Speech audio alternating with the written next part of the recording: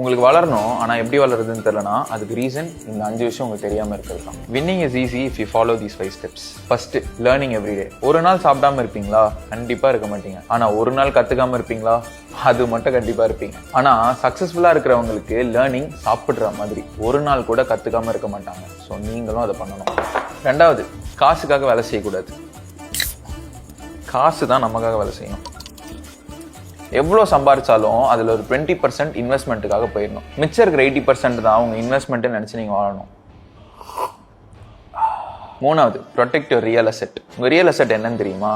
உங்களோட உடம்பு. Daily 1 hour உங்களோட பாடியை செம்மையாக பனிஷ் பண்ணுங்க. பண்ணீங்கன்னா மிச்சம் இருக்கிற 23 hours உங்களோட பாடி உங்களை செம்மையாக பார்த்துக்கும். So work out everyday. Fourth, learn something that will pay you.